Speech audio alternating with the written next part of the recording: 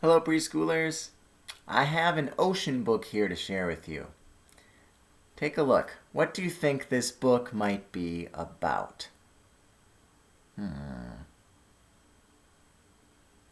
This book is about a real-life whale and something that really happened to her. The title of the book is Ibis, A True Whale Story. And the author and illustrator is John Himmelman. Let's see what happens. Deep in a bay, off the coast of an old fishing village, lived a pod of humpback whales. One of the whales was a little calf named Ibis. Ibis was curious about everything in the ocean. One day, she and her friend Blizzard went out swimming. They saw many kinds of fish. The most interesting were the starfish. Ibis liked to look at them. There was something about their shape that made her feel good. I have a question, preschoolers. What kind of fish did Ibis like best? She liked the starfish. As Ibis and Blizzard were drifting over a reef, they heard a strange humming noise. The two calves looked up to see something large and dark pass overhead. It was as big as a whale, but it wasn't a whale. What do you think it is? The calves were frightened. They had never seen a boat before. They swam back to their mothers. The next day, Ibis went back to the reef. It wasn't long before another boat came by.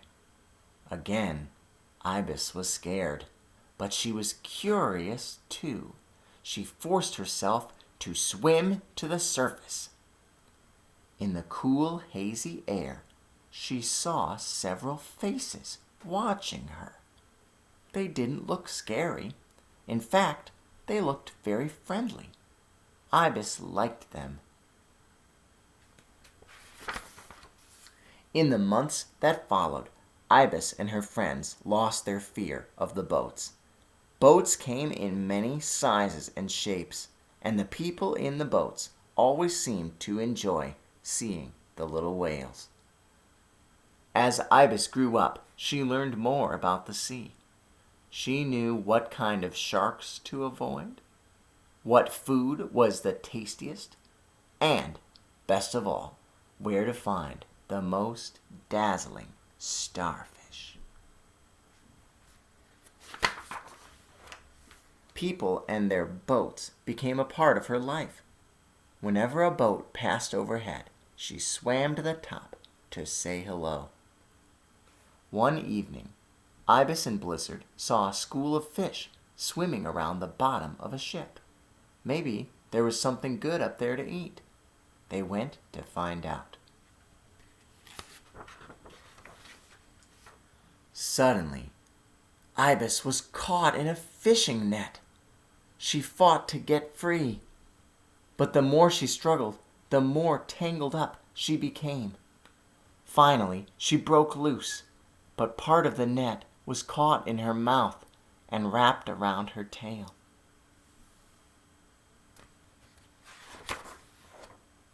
Blizzard swam off to find help. Ibis was confused and hurt. She wanted to get far away from people and their boats and nets. Slowly and painfully, she made her way toward the deep ocean. Many weeks passed, and Ibis grew very ill. The net in her mouth made it hard for her to eat, and every time she went to the surface for air, the net cut into her tail. But if she didn't get air every half hour, she would die. Winter was coming, and it was time for the whales to move to warmer waters. But Ibis felt too weak to make the long journey. Instead, she turned back towards the coast. It was so hard for her to swim, she could barely keep moving. Ibis was about to give up. Then, she saw a familiar shape. It was Blizzard. Blizzard saw that Ibis needed help. Gently, Blizzard pushed her to the surface so she could breathe. Suddenly, the water was filled with the sounds of boat engines. The whales saw two small rafts and a boat circling them. What do you think will happen next?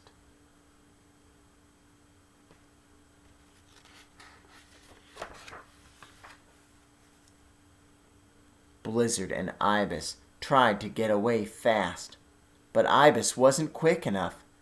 The boats rushed towards her before she could dive. The people in the boats began to attach large floats to the pieces of net that were hurting Ibis. Blizzard stayed nearby, circling the boats nervously.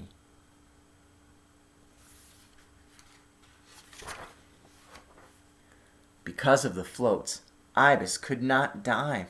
She began to panic, but she did not have the strength to fight. When the boats came in closer, a person reached into the water. Ibis stared at the person's hand. The hand reminded her of something she loved very much. She began to feel better. What do you think the hand reminded her of? Soon, many hands dipped into the water. Ibis felt them tugging at the lines of the net. Moments later, the lines fell away, and she was free. Ibis blew a big spout from her blowhole, as if to say, "Thank you, thank you." Then she dived deep into the water. For the first time in many weeks, she felt no pain. She felt wonderful. Blizzard joined her. Then the two whales popped back to the surface for one more look. The people were waving their starfish-shaped hands. Ibis knew the hands had helped her, and that the people were still her friends. Soon, Blizzard and Ibis were leaping and diving with the other whales, far away in the warm waters where they would spend the winter together. The end. Thanks for watching. I'll see you soon.